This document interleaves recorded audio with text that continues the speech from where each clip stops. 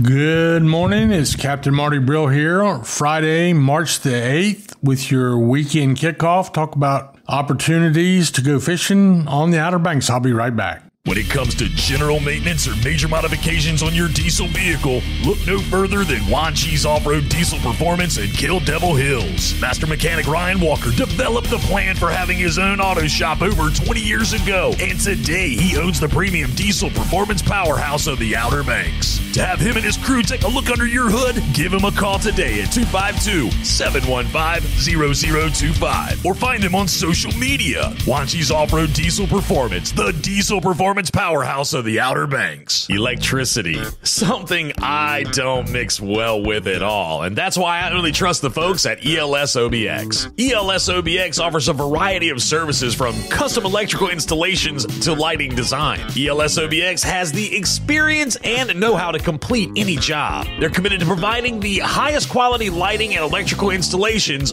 or service at affordable prices. Visit them online at elsobx.com to get a brighter idea of how shockingly awesome they are. See what I did there? ELS OBX, electrical and lighting solutions you can count on. So let's start with the offshore fishing, and it's been a slow week. We had some bad weather. This time of year, it's mostly a weekend fishery anyway. I could not find, the last report I had was from last Sunday when a few boats found some yellowfin tuna and some bluefin tuna offshore out of Oregon Inlet. Haven't heard much out of Hatteras. I also know that the boatyards are full right now with people getting ready for the kickoff to the charter season.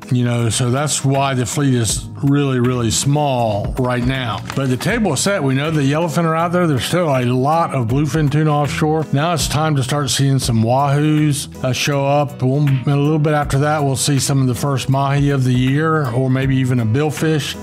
We're well into March. By the time we get into April, it'll be everything will be on go. So we wait and we get ready for what we hope is a great offshore season. Nothing going on in the intermediate waters that I'm aware of. There has been some sea bass activity for guys bottom fishing, but I did not hear of any of that either. In the surf, some of the first scattered puppy drum of the year are being caught, mostly on Hatteras Island, but a few north of Oregon Inlet as well. These are puppy drum in the slot size, and you need to be patient because they're not thick.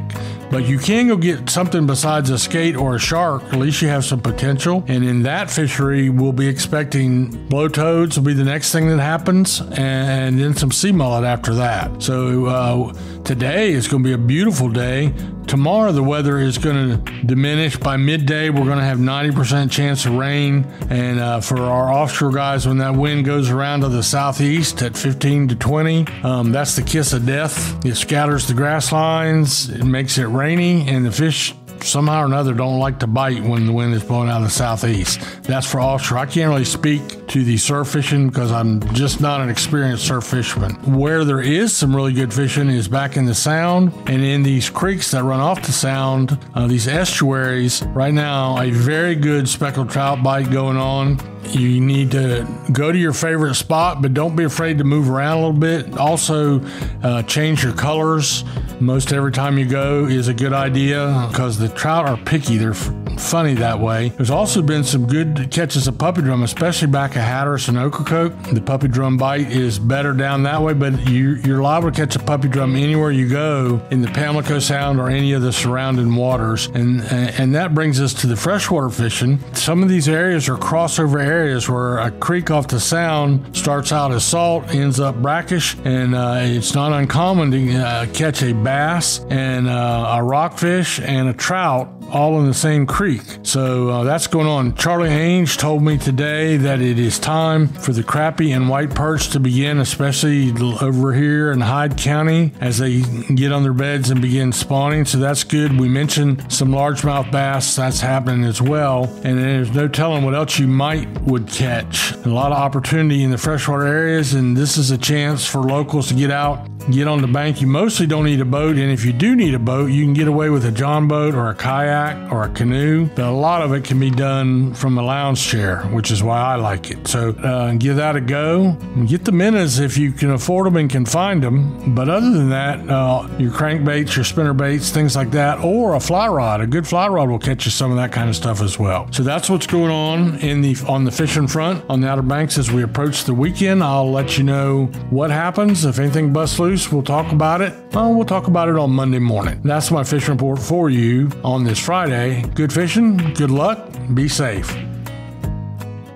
When it comes to finding phenomenal seafood, you gotta go insane. That's right, stop into the Insane Seafood Market right there on Highway 64 in Columbia. Luke Midget and his crew work hard out on the water to make sure you have the freshest selection of seafood around. They provide a wide selection of fish, crabs, shrimp, oysters, and clams, just to name a few. Insane Seafood has a hot bar to satisfy that seafood craving right on the spot. Visit them online at insaneseafood.com and like them on social media. Go insane at Insane Seafood Market, Highway 64 in Columbia.